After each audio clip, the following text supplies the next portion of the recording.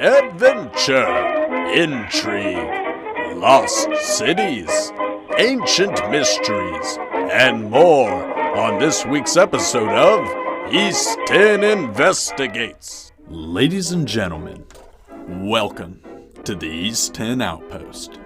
I'm Cody, and I'm going to be your guide into this week's look at the mysterious Maya and the Popol Vuh. Now, if you're not familiar with what that is already, that is the Maya creation story. It gave life, purpose, and meaning to the world in which the Maya people lived, and explained everything from the extravagant to the mundane. But before we take a deeper look at it, it's important that we have a bit of historical context. So let's take a look at that, and then dive into our look at the mysterious Maya and the Popol Vuh.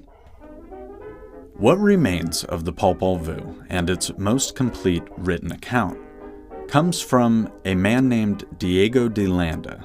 He was a Spanish conquistador, Catholic bishop, but could best be summarized as a genocidal maniac. The things he put the Maya people through were ungodly, to say the least, and on par with Inquisition torture tactics. He was certainly no saint, and in his quest to convert the Maya people to Catholicism and get tribute for the church back in Rome, he nearly eradicated the Maya people, as well as their culture. He had the people gather up all of their written works, and for days straight burnt them in pyres. So what remains today is unfortunately only 4 original Maya codex. We know that the Popol Vuh, thanks to what's written in stone and what's been found on clay pottery shards, dates back to at least a couple hundred years before the time of Christ, but how old it actually is, we can't be certain. So with that context in mind, let's dive in. In the beginning, there was nothing. There was the endless sky above and the waters below. Heart of sky and heart of earth. The two talked, and they thought, and they pondered, and they created, and gave birth to the world around us. They loved this world, this beautiful thing they had created, but something was missing. And so they created the first man, made of mud and clay from the earth. But something was not right about this man. He could not replicate himself, and so he was destroyed. And they tried again, creating man this time of wood. But this man was hollow, and he did not love or revere them. So he was destroyed with the great flood. And they tried again, in the dark of night, creating the first hero twins, 1 hunter and 7 hunter. Now, 1 hunter and alligator parrot had 2 boys of their own, 1 howler and 1 monkey. And these boys were great artisans and magicians like their father. They grew up playing the great Maya ball game with 1 hunter and 7 hunter. But as the years passed, the lords of Xibalba and the underworld grew tired of the ruckus of the ball game above their heads, and they decided to send the owls of Xibalba, the messengers, up to summon 1 hunter and 7 hunter down to Xibalba to play a little game. 1 hunter and 7 hunter knew it was probably a trap, so they hid their ball and their gear in the attic of their mother's house, Heart of Earth, where they thought nobody would find it. And the 2 traversed into the underworld. They were correct in their assumption, and the Dark Lords of Xibalba tricked them, and humiliated them, and sacrificed them, hanging 1 hunter's head high in a dead and barren tree. However, what they did not expect is this dead and barren tree sprung to life with the essence of 1 hunter. One of the lords of Xibalba, Blood Chief, had a daughter named Little Blood. And Little Blood grew up hearing the tales of the forbidden tree and the fruit which she was not to touch. She grew up very curious about this tree, and one day worked up the courage to approach it. But as she did, the head of 1 hunter sprang to life and began to talk to her. He told her the tree was no normal tree, and the fruit was not normal fruit. It was imbued with his essence, and if she consumed the seeds, it would be the seeds of his essence that she was consuming. He explains that when one dies, it's not the flesh and blood that deteriorates and is one's essence, but rather one's essence lives on through their sons and daughters, the latter of which she was now carrying. And after 6 months had passed, she began to show that she was pregnant, and the lords of Xibalba were very unhappy. They demanded to know who the father was, but she insisted she had never known the face of a man. They called her a liar and condemned her to be sacrificed by the messengers of Xibalba. However, the owls didn't want to actually sacrifice Little Blood, so she comes up with a plan to trick the Dark Lords. The owls gather a knot of sap and bring it back to the Dark Lords like it is Little Blood's heart, and the smell is so intoxicating it distracts the lords of Xibalba, and Little Blood escapes to the land of the living up above. After escaping Xibalba, Little Blood makes her way to the mother of One Hunter and Seven Hunter, Heart of Earth, hoping that she'll be accepted. But when she finds Heart of Earth, she is rejected, being called a demon, but offered a chance to prove herself. If she can go out into the garden and retrieve an entire basket of corn, Heart of Earth will accept her. So Little Blood goes out and unfortunately finds there is only 1 ear of corn, not nearly enough to fill the basket. So she prays that if she is to deliver the children of One Hunter, and these are to be the gift from the world, then let her fill this basket.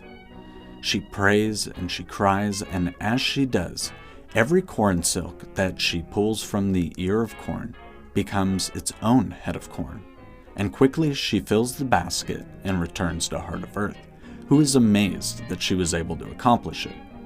She exclaims that she must be carrying magic twins. Even though Little Blood had passed the test, when the boys are born, they are not accepted by Heart of Earth, and they are rejected by One Howler and One Monkey, who put the twins out on the ant mounds and thorns and leave them to die. The boys, however, do not die, and they grow up wild amongst the trees and the animals, perfecting their magic, their cunning, and their blow dart skills. The boys are made to hunt for their mother, One Howler, One Monkey, and their grandmother, and provide them food. But eventually the boys get tired of their mistreatment and their servitude, and they concoct a plan to get back at their brothers. They leave their prey high up in the tree and return back to their grandmother empty-handed. When she insists, "Why have you brought back nothing?" they tell her because the prey was too high up in the tree for them to get, and they would need the help of One Howler and One Monkey to get it down. So the older brothers begrudgingly agree, and in the morning they set out with the twins.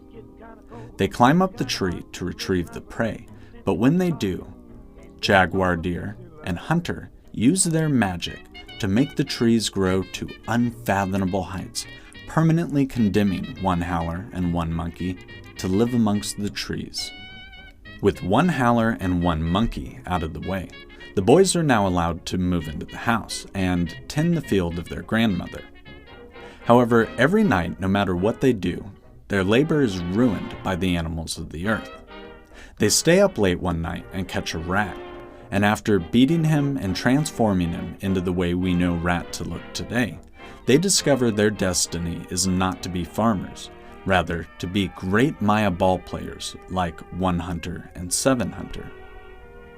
Hunter and Jaguar Deer are overjoyed. They didn't want to be farmers their whole life. They loved the idea of being Maya ball players. So with the help of Rat, they find One Hunter and Seven Hunter's ball gear and the great mystical ball, and they begin to practice every day. As they do, however, the lords of Xibalba become aware that somebody is once again playing ball over their heads, and they see another opportunity to get this great mystical rubber ball. Through way of many elaborate messengers, the word finally gets out to the boys that they have been summoned by the lords of Xibalba, and they are to appear in 7 days. They accept this message, and they go through the land of the wooden people, encountering 7 macaw.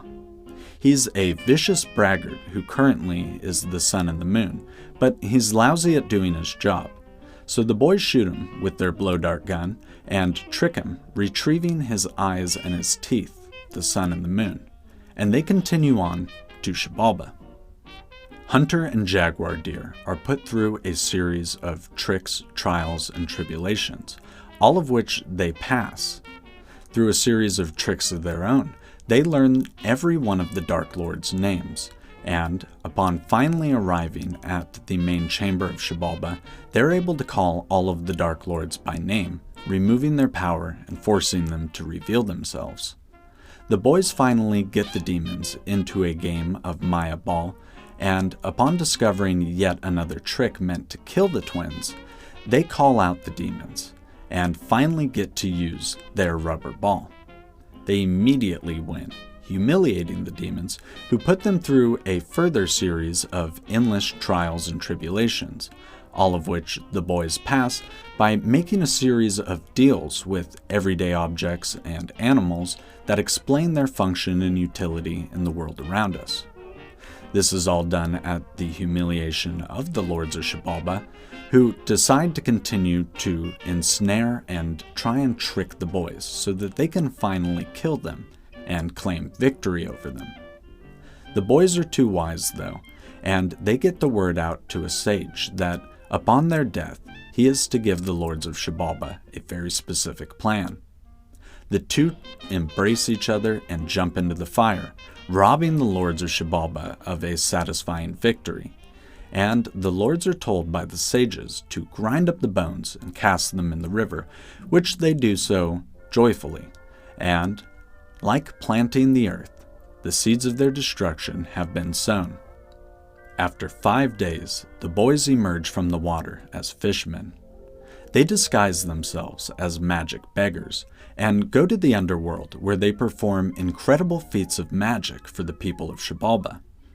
They ask nothing in return, so they don't gain any suspicion.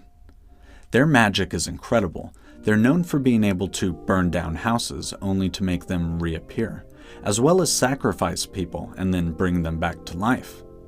The Lords of Xibalba want in on the fun, so they summon the beggars before them and insist that they do their magic tricks.